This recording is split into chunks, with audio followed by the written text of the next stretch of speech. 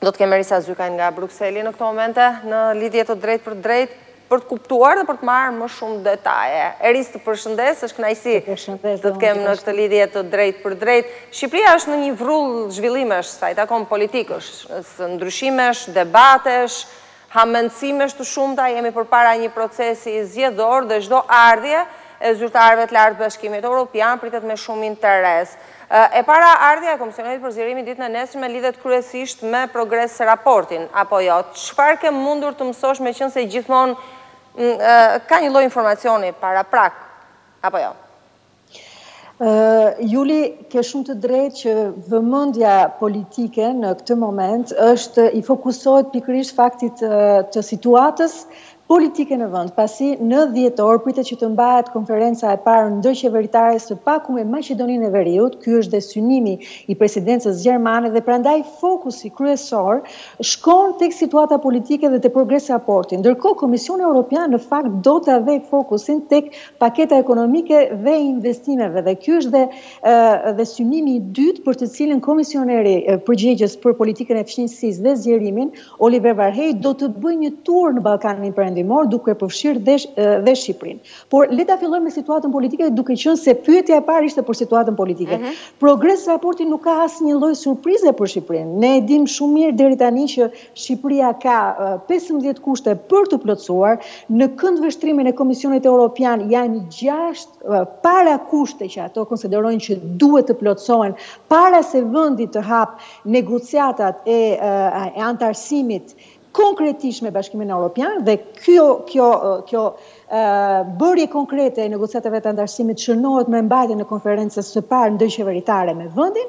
Këtu ka një përplasje midis Komisionit Evropian dhe shteteve anëtare, por ne nuk po i futemi kësaj në këtë moment sepse jemi duke folur për progres raportin që do prezantohet. Pra, le të fokusohemi te qasja e 6 parakushteve të para që sipas Komisionit Evropian duhet të plotësohen për të mbajtur konferenca e parë ndërqeveritare. Në këto 6 parakushte që ne kemi analizuar vazhdimisht në ABC News, me ty Julit, po edhe me gazetarë dhe moderatorë të tjerë në televizion, ne kemi bërë të qartë për teleshikuesit, për audiencën tonë, që kanë të bëjnë me thelbin e kushteve lidhur me, së pari, me reformën zgjedhore, sipas rekomandimeve të OSBE-ODIHR-it, zbatimit të tyre, së dyti, me një gjykatë kushtetuese dhe gjykatën e lartë funksionale, së treti, me ngritjen e organeve kompetente që janë të specializuara për luftën kundër korrupsionit dhe krimit të organizuar.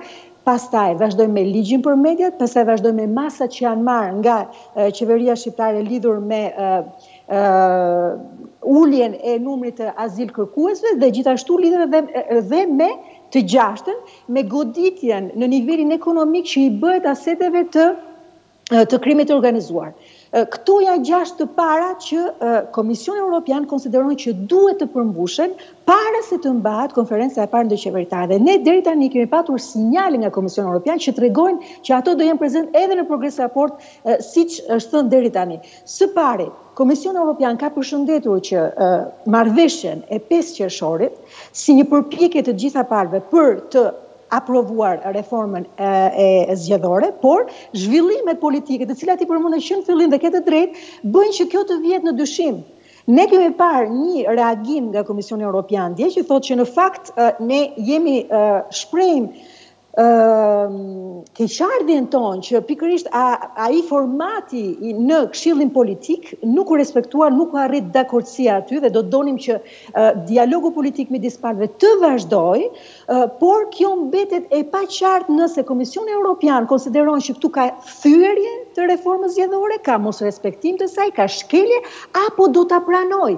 Sepse është një keqardhje që lidhet me ndryshimet që u bën në Këshillin Politik. Të shojmë nëse do ta konsideroj të cënuar 5 qershorin dhe do të shoj si veprim të njëanshëm miratimet e ditës së djeshme. Është e njëjta çështje në fakt, por gjithmonë janë përpjekur ta ndajnë.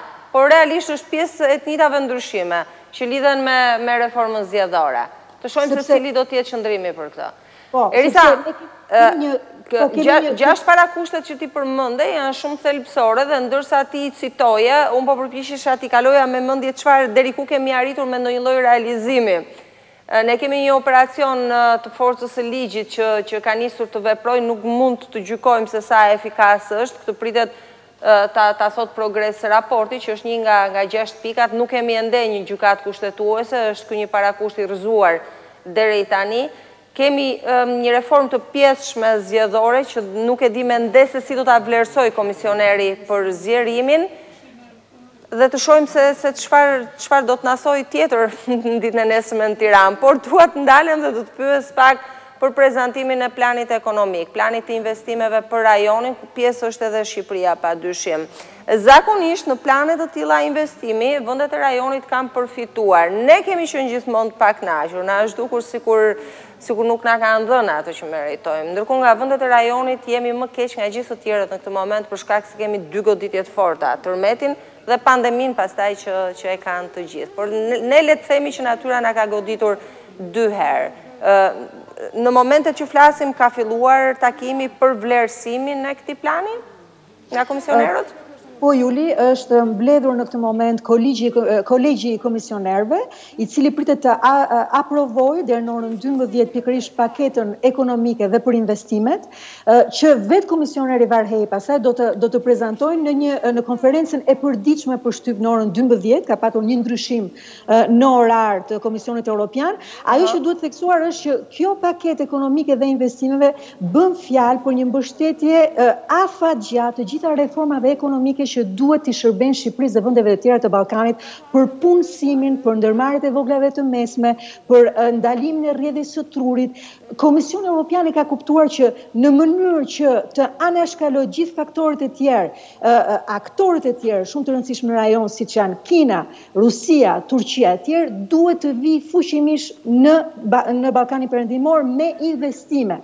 Dhe ky është qëllimi. Pra, edhe në planin ekonomik, edhe në planin e investimeve do të synohet vërtet që të jepet një ndihmë e vërtet të gjitha vendeve, përfshirë këtu edhe Shqipërinë, në mënyrë që ato të mund të bëjnë këtë rimëkëmbje ekonomike së pari për të përballur me goditjet e pandemisë Covid-19, por gjithashtu të mund të krijojnë atë mini tregun e përbashkët të Bashkimit Evropian, nga ku është dhe zanafilla e Bashkimit Evropian, sepse Bashkimi Evropian ka filluar së pari si një bashkëpunim ekonomik. Kjo është ideja, të krijohet, të forcohen kapacitetet e gjitha vendeve, shkëmbimi midis tyre, arsimi, edukimi, perspektiva afatgjate e punësimit, në mënyrë që këto vende të riprodhojnë një model të bashkëpunimit ekonomik siç ishte ai i fillimit të Bashkimit Evropian, dhe kur të antarësohen në Bashkimin Evropian, ato të jenë po aq të forta ekonomikisht dhe politikisht. Dhe më lejo, Juli, të them në këtë kuadër që ky plan në fakt është anoncuar që në shkurt, kur është bërë dhe është prezantuar dhe metodologjia e re e zgjerimit, dhe është anoncuar edhe nga vetë presidenti e Komisionit Evropian, Ursula von der Leyen, e cili ka thënë që për ne Ballkani Perëndimor nuk është kopshti i jashtëm, është pjesë e kontinentit dhe nuk është thjesht një ndalesë në rrugën e mëndafsht, duke ju referuar Kinës apo aktorëve të tjerë. Duam vërtet që të kemi një rolin ton aty dhe do kontribuojmë me këtë plan të madh ekonomik dhe investimesh. Tani, unë doja shumë që ti përgjigjesh pyetjes konkretisht se sa ka për Shqipërinë, por në këtë moment është e pamundur, madje ne si ABC News e kemi tentuar edhe të gjejmë dhe shifrat konkrete se sa janë zbatuar të gjitha donacionet e donatorëve në konferencën për tërmetin, me që ti e përmende, Juli, dhe ka shumë konfuzion me këto, mbi secilin donator. Ka paqartësi. Ne mësuam në konferencën e donatorëve sa do të ishte totali i përkrahjes, që një pjesë ishin grante dhe pjesa më e madhe ishin kredit buta, apo edhe investime, le të themi, jo monetare, jo financiare, por asistencë më shumë, por nuk e dim se çfarë ndodh momentalisht, sepse pandemia e koronavirusit na turbulloi të gjithë dhe nuk mori njëri mundimin edhe të na e sqaronte apo të bënte transparencë plot se çfarë bëhet me këto. Megjithatë, Elisa, dua të vazhdojmë të flasim edhe pak. Pse? Sepse natyrisht aspekti ekonomik, paketat e financimeve, të investimeve janë shumë të rëndësishme, janë të rëndësishme, por në momentin që nuk ka një politikë të stabilizuar, duket se kalojnë në nivelin e dytë, për shkak se prevalon debati politik, se mos në vende si Shqipëria, por kam përshtypjen edhe për vendet e tjera të rajonit, se kemi një lloj traditën e Ballkanasit në këtë, apo jo. Besohet se komisioneri për zgjerimin, i cili mbrin ditën e nesërme në Tiranë dhe që kanë agjendën e tij takime shumë të rëndësishme, duke nisur nga presidenti i Republikës te kryeministri e të tjerët, besohet se përveç prezantimit të paketës së investimeve, do të ketë tonet forta bisedimesh, flasin për situatën politike në Shqipëri? Komisioneri Varhej në ndryshim nga aparatësi i tij ka qenë shumë i qartë sa herë që është ndërmarrë një hap në Shqipëri, qoftë për reformën zgjedhore, qoftë për Këshillin Politik, qoftë për mungesën e gjykatës kushtetuese, ai ka reaguar menjëherë në Twitter. Këtë aktivizëm të tij, le të themi në rrjetet sociale, sidomos në rrjetin Twitter, ne nuk e kemi parë më parë, nuk ka patur një qasje kaq proaktive nga Komisioni Evropian për çdo hap që bëhej, menjëherë të kishte reagim. Dhe ka qenë ai i pari, madje mund të them që pa marrë ne informacionin, komisioneri reagonte së pari në Twitter lidhur me Shqipërinë. Kjo është e qartë që ai do të reagojë në mënyrë të fortë lidhur me Shqipërinë dhe ka bërë të qartë 3 gjëra. Së pari, respektimin e reformës zgjedhore sipas rekomandimeve të OSBE-Odirit, dhe kam përshtypjen që pas takimit me të gjitha palët në Shqipëri, ai do jetë shumë i qartë se çfarë ka ndodhur, çfarë nuk ka ndodhur, sepse deri tani ka një paqartësi lidhur me pengesën për koalicionet në Shqipëri. Këtu është i paqartë Komisioni Evropian. Pra, respekton reformën zgjedhore në përgjithësi, por nuk është i qartë lidhur me faktin që sa i mundur është ky proces zgjedhor demokratik në 25 prill apo jo. Së dyti, gjykatën kushtetuese, Komisioni Evropian, vetë komisioneri Varhej ka thënë ne duam që kjo gjykatë kushtetuese të ngrihet sa më shpejt dhe ne kemi dhënë në ABC News kur ishte reagimi i ambasadores amerikane lidhur me faktin që deri në dhjetor duhet patjetër që të ngrihet gjykata kushtetuese, Komisioni Evropian ju bashkangjit në një farë mënyre pa artikuluar qartësisht, po linja ishte e njëjtë që duhet sa më shpejt, sepse dihet që unë të paktën mua më është thënë që një vend pa një gjykatë kushtetuese nuk ka mundësi se të funksionojë në perceptimin as të Komisionit Evropian dhe as në shtetet anëtar të Bashkimit Evropian. Gjykata e lartë po ashtu dhe pastaj me organet e specializuara duhet parë nëse ato me të vërtet Komisioni Evropian vlerëson që janë formuar dhe janë të besueshme dhe janë në vlerësimin e tyre të ngritura siç duhet për të funksionuar siç duhet në Shqipëri. Kështu që lidhur me këto unë besoj që komisioneri Oliver Varhej do jetë i qartë pas takimit që ai do ketë me të gjithë palët aktorët politik në Shqipëri. Ndërkohë, Juli, me që shtrove pyetjen, kemi shumë vende skeptike për Shqipërinë. Shqipëria deri tani nuk arrin që të ketë një datë për mbajtjen e konferencës së parë ndërqeveritare në dhjetor. Me të gjitha reagimet që kemi dëgjuar nga presidenca gjermane, qoftë ministri i jashtëm i Bashkimit Evropian, qoftë ministri i punëve europiane, i Gjermanisë, qoftë ministri për punët për çështjet europiane, të dy kanë thënë janë referuar Maqedonisë së Veriut në mënyrë të qartë. Pra, qëllimi i presidencës gjermane është që konferenca e parë ndërqeveritare me Maqedoninë e Veriut të mbahet në dhjetor, por nëse plotësohen kushtet edhe me Shqipërinë. Për momentin asnjë nuk konsiderojnë që kushtet janë plotësuar dhe jemi në këtë fazë që Maqedonia e Veriut mundet të marrë këtë datë për mbajtjen e konferencës së parë dhe të ketë një konferencë në dhjetor, ndërkohë që Shqipëria jo. Erisa, për të futur pak në korridoret e Brukselit në këto momente, ne disa javë më parë kemi dhënë një lajm që Partia Socialiste e kryeministit Edi Rama po tenton të lobojë në Berlin pikërisht për të patur një datë për konferencën ndërqeveritare, që do të thotë një datë për çeljen reale të negociatave të antarësimit mes Shqipërisë dhe Bashkimit Evropian. Ti e përmendej që ne kemi ende disa vende skeptike që janë kundër nesh dhe besoj që janë tradicionalet, ato që ne njohim, nuk besoj se ka ndryshuar diçka në këtë. Pyetja është sa lobohet në këtë drejtim, për të bërë për vete apo për të bindur këto vende, dhe sa mund të binden ato përmes lobimit, sa kohë që ne as parakushtet ende nuk i kemi realizuar. Ju përgjigje vetë pyetjes, Juli.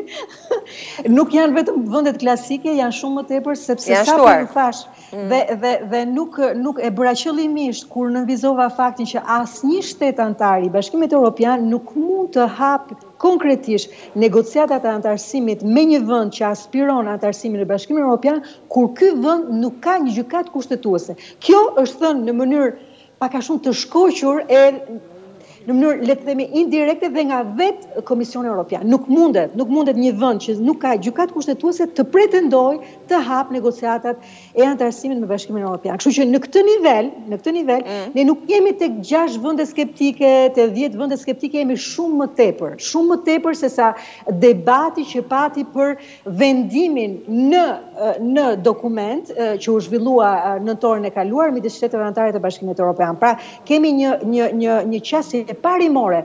Ky vend që aspiron anëtarësimin në Bashkimin Evropian, për momentin si prezantohet në nivelin e respektimit të shtetit ligjor, të demokracisë dhe të drejtave themelore. Si mundet ne të kalojmë në këtë hap me këtë vend kur nuk ka ABC-n e shtetit ligjor, respektimit të drejtave themelore edhe të demokracisë në vend. Nuk provon që ka një proces zgjedhor demokratik, ka gjithmonë procese zgjedhore deficiente, të kontestueshme vazhdimisht nga njëra palë, nga pala tjetër, që duhet të provojë tashmë që vendi ka pjekurinë e dur politike për të kaluar në një etapë tjetër dhe ne kemi provat e shteteve tjera të rajonit të Ballkanit. Asnjë nga shtetet e tjera të Ballkanit perëndimor nuk ka probleme në procesin zgjedhor që ka Shqipëria.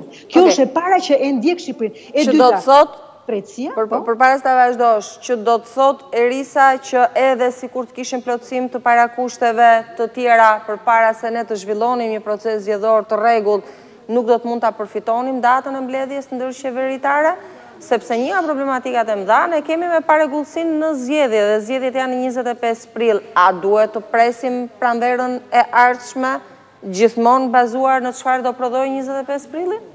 Juli, gjasat janë që shtetet anëtare, sinjali që dërgohet prej tyre është që duhen pritur zgjedhjet, sepse nuk ka test më të mirë për një proces zgjedhor se sa zhvillimi i zgjedhjeve. Dhe kjo është një praktikë e rregull, nuk e bëjnë vetëm me Shqipërinë. Pra në këtë rast, si do ta testojnë Shqipërinë, që ajo ka arritur një reformë zgjedhore në nivelin e dur, në lartësinë e dur sipas rekomandimeve të OSBE-dit dhe që i respekton të gjitha këto parimet, vetëm përmes zgjedhjeve. Prandaj u them që debati për Shqipërinë shkon edhe më larg. Janë disa pika në kushtëzimin e shteteve anëtare dhe në fillim ne e tham që ka një qasje të ndryshme nga shtetet anëtare, madje ne këtë e pam të përkthyer dhe në vetë deklaratën e Partisë Popullore Europiane, që erdhi dje me njëherë pas ndryshimeve në Parlamentin Evropian shqiptar për kodin zgjedhor. Qëndrimi i Partisë Popullore Europiane që në fakt përkthen në një farë mënyrë dhe qëndrimin e Gjermanisë. Pse? Sepse raportuesi i Partisë Popullore Europiane është një Gjerman, ai nuk del pa konsultuar jo vetëm me partinë, por edhe me presidencën gjermane që ka në këtë moment në dorë presidencën e Bashkimit Evropian, është që ju keni cënuar procesin e integrimit të vendit. Pse? Sepse ju treguat që nuk respektoni dialogun politik për çështje madhore siç është reforma zgjedhore apo aprovimi i kodit zgjedhor. Kështu që në këtë aspekt ne kemi një lloj përkthimi të shteteve anëtare, jo vetëm të Parlamentit Evropian, por edhe shteteve anëtare, presidencës gjermane, që këto lloj lëvizjesh ne nuk mund të tolerojmë. Me këto lloj lëvizjesh ne nuk mund të kemi fleksibilitetin e dur, dashamirësinë e dur, mirësjelljen e dur për ju, në mënyrë që ne t'ju fiksojmë një datë për hapjen e negociatave, sepse këto janë parime bazike që lidhen me demokracinë dhe me shtetin ligjor.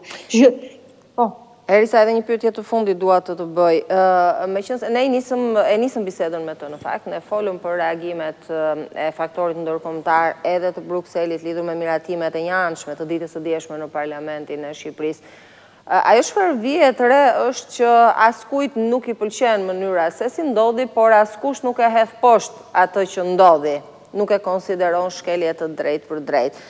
Zakonisht Brukseli është më diplomatik në deklaratat e tij, është pak më i përkor, nuk i thot gjërat shumë drejt për së drejtë. Ambasada amerikane në Shqipëri, sidomos në vitet e fundit, ka filluar të thotë jashtëgjuhës diplomatike, drejt për së drejtë, por në këtë rast duket se janë në unison në qëndrimin e tyre.